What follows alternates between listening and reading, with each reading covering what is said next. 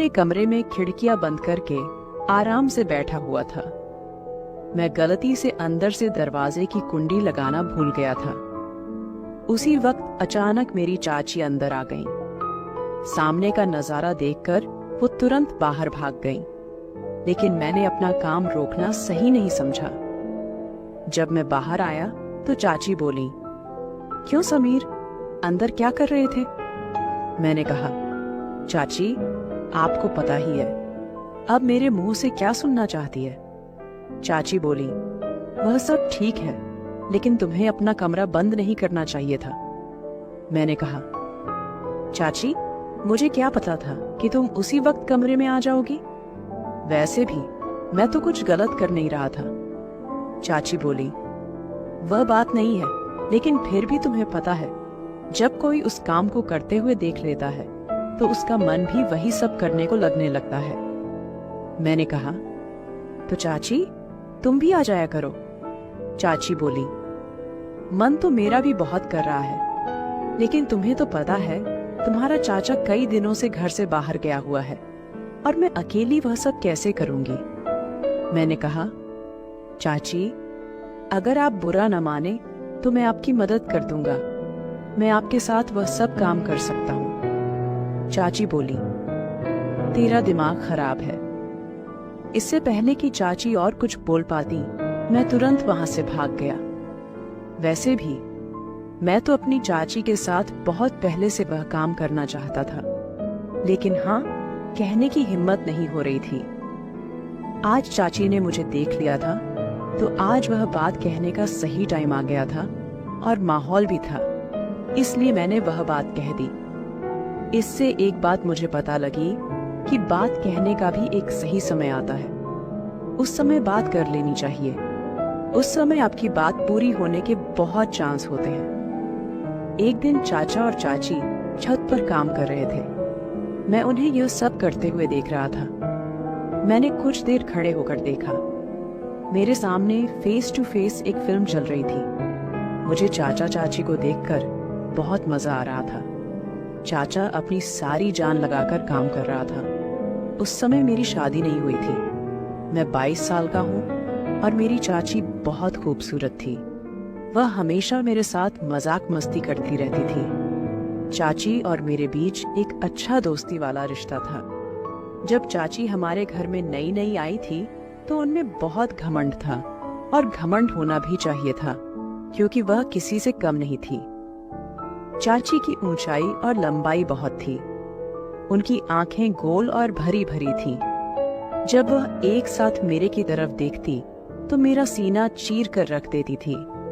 जब मैं कोई बात करता तो वह मुंह टेढ़ा कर लेती थी।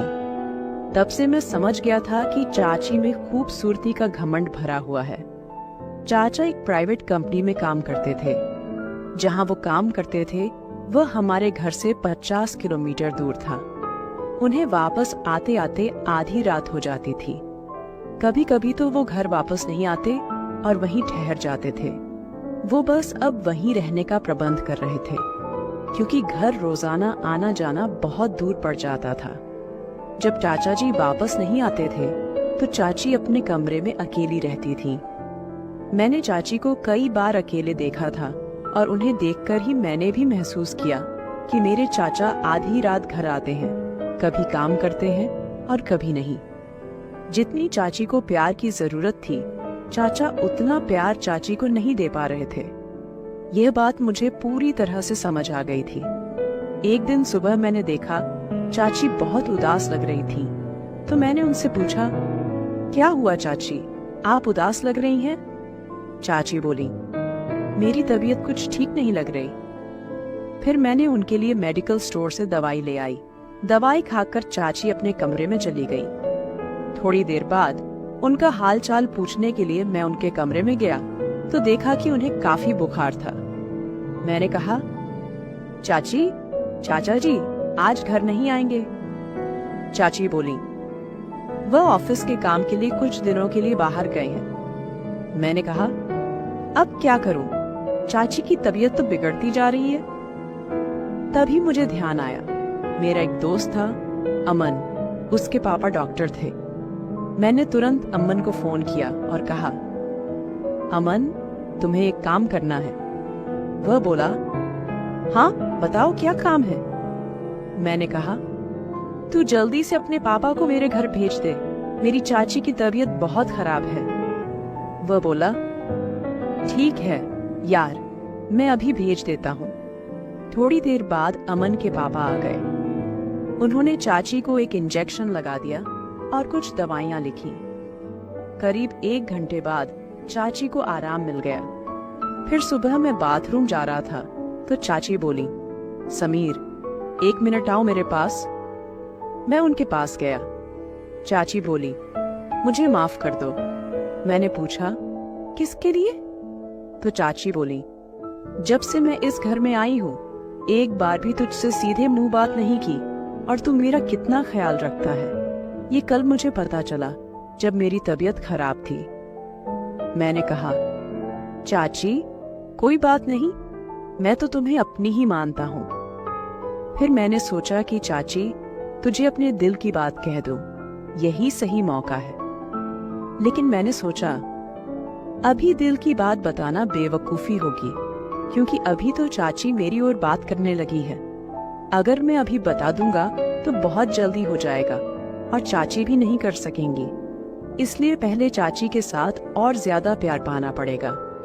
इसके बाद चाची और मेरे बीच एक अच्छी दोस्ती हो गई। मैं चाची की हर बात मानता और जो भी काम वो कहती मैं दौड़ दौड़ कर देता। चाची अब मेरे प्रति थोड़ी ज्यादा आकर्षित होने लगी थी। एक दिन चाची ने मुझसे कहा, समीर, तुम्हारा चाचा तो कभी कभी ही घर आता है, तुम रात को मेरे कमरे में आ जाया करो। हम दोनों बातें कर लेंगे या एक साथ बैठकर फिल्म देख लेंगे।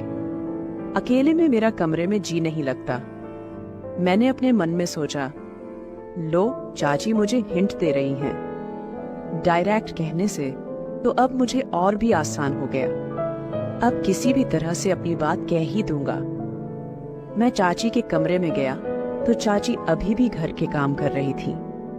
चाची को देखकर मेरा मन मचल गया और मैंने मोबाइल में मूवी देखने लगा। वीडियो की आवाज पूरी ऊंची थी और पूरे कमरे में सुनाई दे रही थी। चाची के पीछे का मुंह कमरे के गेट की ओर नहीं था, बल्कि टेढ़ा था, इसलिए बाहर से कोई आ रहा है इसका पता नहीं चल सकता था। मैं अपनी मस्ती में फिल्म देख रहा था और आवाज का आनंद ले रहा था। मुझे यह भी पता नहीं चला कि कब चाची कमरे में आ गई। चाची भी पीछे आकर वह फिल्म देख रही थी, लेकिन मुझे यह पता नहीं चला। चाची ने खंखार मारी और मैं उस फिल्म से ध्यान हटाकर देखा तो पीछे चाची खड़ी हंस रही थी। मैं जल्दी जल्दी फिल्म बंद कर दिया और पूरी तरह घबरा गया। चाची ने मेरा कान पकड़कर कहा, क्यों, अब क्यों बंद कर दिया, क्या डर गया? मैंने थोड़े हंसते हुए और थोड़े घबराते हुए कहा, चाची डर लगता है जब कोई वह फिल्म देखते हुए पकड़ लेता है। वह बोली, अच्छा अब तुम्हें डर लगता है? जब चाची के कमरे में फिल्म देखने लगे थे तब तो डर नहीं लगा कि चाची कब आ सकती हैं। मैंने कहा, चाची बस क्या बताऊं, आपके कमरे में पता नहीं क्या है, बस जब आना होता है तो मन मचलने लगता है। मैं चाची का हाथ पकड़कर बेड पर बैठ गया और कहा, चाची मैं एक बात कहना चाहता था, क्या तुम बुरा तो नहीं मानोगी? चाची बोली, तू तो कुछ भी कह ले, मैं अब बुरा नहीं मानूंगी। मैंने कहा, अगर मुझे बुरा मानना होता तो जो तुमने हरकत की उसे देखकर तो मैं तुझे कमरे से बाहर निकाल देती। मैंने थोड़ी नजरें झुका ली और फिर कहा, चाची जब तुम पहली बार इस घर में आई थी तब से मुझे तुम बहुत अच्छी लगती हो। चाची बोली, अच्छा जी, तो फिर क्या करें? मैंने कहा, चाची मैं तुम्हारे साथ एक बार। चाची बोली, समीर पर ये कैसे हो सकता है? अगर ये बात तुम्हारे चाचा को पता लग गई तो वो मुझे नहीं छोड़ेंगे। मैंने कहा, चाची हम घर वालों की नजर से छुपकर काम करेंगे। चाची बोली, नहीं मैं तुम्हारे साथ वो सब नहीं करूंगी। मैंने कहा, चाची मैं तुमसे वादा करता हूँ कि हमारी बात घर के तीसरे व्यक्ति को नहीं पता लगेगी। चाची बोली, पर समीर, मैं तो तुम्हारी चाची हूँ। मैंने कहा, तो क्या हुआ, हम कुछ गलत नहीं कर रहे हैं। चाची ने कहा, तू तो देख ले, चाचा तो आधी रात को घर आता है थका हुआ। कभी कभी वो तुम्हें खुश करता है, कभी नहीं। मुझे चाचा जी के बारे में सब पता है, बस तुम खुश रहने का दिखावा करती हो। चाची का चेहरा वहाँ ही उतर गया और चाची का चेहरा देखकर मुझे सच का पता लग गया। चाची बोली, हाँ समीर, तुम सच कह रहे हो, बस टाइम ही बीतता है। मैं चाचा जी से खुश नहीं हूँ। तुम्हारा चाचा बस ये बहाना बनाकर जल्दी सो जाता है। इतनी दूर से चलकर आया, अब मैं थक गई हूँ, मुझे नींद आ रही है। रोज रोज तो मैं उन्हें खुश करने के लिए फोर्स भी नहीं कर सकती। उन्हें खुद ही सोचना चाहिए कि वो मेरा ख्याल रखें। वो तो बस तब प्यार करते हैं जब उनका मूड होता है। उन्हें मेरी तो थोड़ी भी फिक्र नहीं होती कि अब मेरा मूड है या नहीं, वो बस अपना ही देखते हैं। इन बातों को सुनकर मैं चौंक गया। मैंने कहा, चाची, तभी तो मैं तुम्हारी इतनी फिक्र करता हूँ, तभी तो मैं कह रहा हूँ कि मैं तुम्हें खुश कर सकता हूँ। चाची, मैं तुम्हारी हर एक फीलिंग को समझता हूँ। तब चाची ने मेरा हाथ पकड़कर उसे कसकर दबाते हुए कहा। जब चाची ने मेरा हाथ दबाया तो मुझे पता लग गया कि चाची अंदर कितनी तड़प रही है। चाची ने कहा, अच्छा समीर, तुम इतनी फीलिंग्स समझते हो, कितने समझदार हो गए हो। मैंने तो कभी तुम्हारी ओर ध्यान नहीं दिया। मैंने कहा, हाँ चाची, मैं तुम्हें पूरी तरह समझता हूँ। चाची बोली, चल मैं सोचकर बताती हूँ, अब तुम अपने कमरे में जाओ।